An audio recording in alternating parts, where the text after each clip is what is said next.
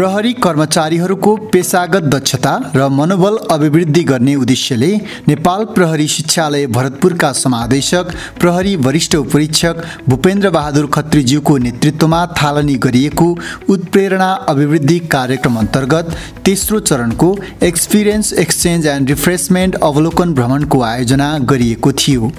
मिति 2082 जेठ 5 गते समादेशक प्रहरी वरिष्ठ उपरीक्षक भूपेन्द्र बहादुर खत्रीज्यूबाट शुभकामना सहित नेपाल प्रहरी शिक्षालयमा कार्यरत विभिन्न दर्जाका 11 जना प्रहरी कर्मचारीहरूको अवलोकन भ्रमणका लागि एक अविस्मरणीय यात्राको प्रारम्भ भयो।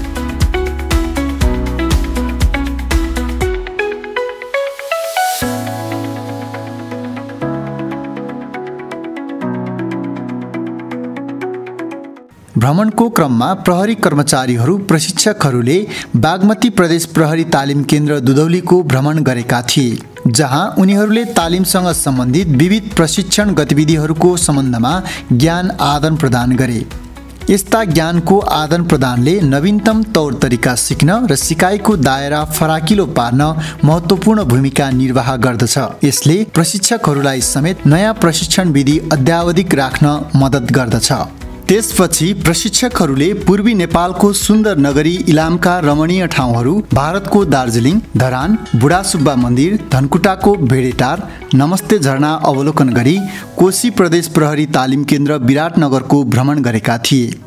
कोशी प्रदेश प्रहरी तालिम केन्द्र विराटनगरमा प्रशिक्षकहरूले केही नवीनतम अभ्यासहरूको समेत अवलोकन गर्नुका साथै प्रशिक्षणसँग सम्बन्धित विविध सिकाइका तौर तरिकाको समेत आदान प्रदान गरेका थिए।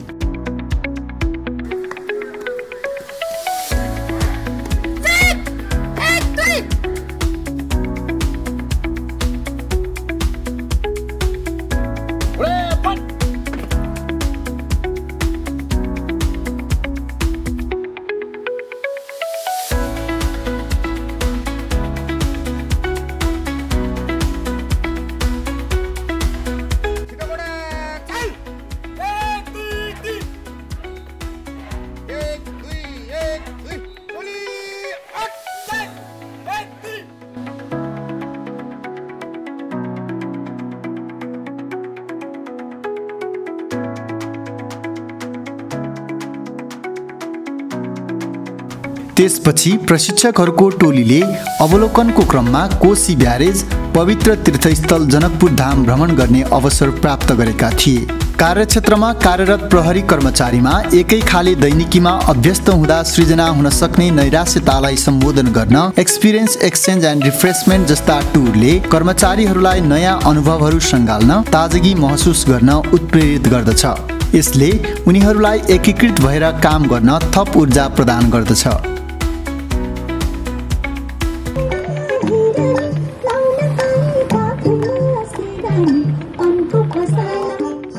अवलोकन भ्रमण समापन गरी फर्किएका प्रहरी कर्मचारीहरूलाई समादेशकज्यूले स्वागत गर्नुभएको थियो। समादेशकज्यूको उपस्थितिमा सहभागीहरूले भ्रमणको क्रममा प्राप्त गरेका ज्ञान र अनुभवहरूको विस्तृत विवरण पेश गरेका थिए। प्रत्येक स्थानले उनीहरूलाई नयाँ दृष्टिकोण र प्रेरणा प्रदान गरेको र यस कार्यक्रमले सहभागीहरूलाई आफ्नो पेशागत जीवनमा नयाँ ऊर्जा र उत्साह प्रदान गरेको व्यक्त गरे। विराटनगर तालिम केन्द्रमा आउँदाखेरि त्यहाँको स्वागतहरू र त्यहाँको प्रशिक्षकहरूसँग भेटघाट हुँदाखेरि उहाँहरूले शिक्षालय हामी विराटनगर कोशी प्रदेश भन्ने कुरा नभइकन हामी एउटै प्रशिक्षकहरू एउटै हौँ भन्ने कुराहरू उहाँहरूले गर्नुभयो।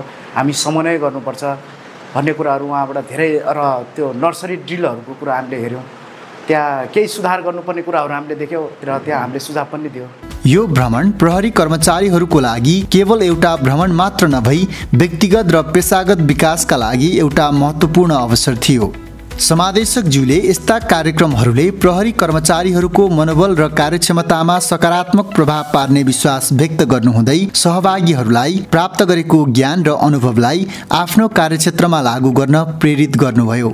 र मलाई अहिले एकदमै खुसी लाग्यो तपाईँहरूलाई जे उद्देश्यकै साथ हामीले यो शिक्षालयले यो कार्यक्रम सुरुवात गरेका थियौँ तेस्रो चरणमा आउँदा र त्यो तपाईँहरूकै मुखबाट त्यो सुन्दा चाहिँ मलाई एकदमै खुसी लाग्यो। एज ए कमान्डेन्ट यो ट्रेनिङ सेन्टरमा हामीले जे कुराहरू चाहिँ हाम्रो प्रशिक्षणको दौरानमा सिकाउँछौँ त्योभन्दा अलिक फरक कुराहरू, जस्तै विज्ञान भाइले भन्नुभयो तपाईँहरूले ड्रिल नर्सरी कुराहरू गर्नुभयो, मैला ब्यारेकको कुराहरू गर्नुभयो, जुन कुराहरू चाहिँ त्यो बेस्ट प्र्याक्टिसको रूपमा हामीले चाहिँ गर्न सकियो भने राम्रो भनेर जुन अवधारणा ल्याउनु भएको छ, तपाईँहरूले हामीलाई पृष्ठपोषण दिनुभएको छ, हो त्यही सिकाउन पठाएको, तपाईँलाई घुम्न पनि पठाएको र त्यहाँ नयाँ कुरा के छ जुन कुरा हामीले चाहिँ त्यसलाई चाहिँ लागू गर्न सकियो भने हाम्रो यहाँको जति पनि प्रशिक्षण कार्यक्रमहरू छ त्यसलाई अझ बेटर गर्न सकिन्छ, अझ हामी प्रोडक्टिभ भनेको उत्पादकत्व बढाउन सक्छौँ भन्ने हिसाबले पठाएको। त्यस्तो मानेमा पनि मलाई एकदमै खुसी लागिरहेछ, जसले नेपाल प्रहरीको सेवालाई थप प्रभावकारी बनाउन मद्दत गर्नेछ। यस्ता भ्रमणले प्रशिक्षकहरूलाई पनि नवीनतम ज्ञान र प्रविधिहरू आत्मसात गर्न तथा तालिमको स्तर अभिवृद्धि गर्न उत्प्रेरित गर्दछ। जय नेपाल।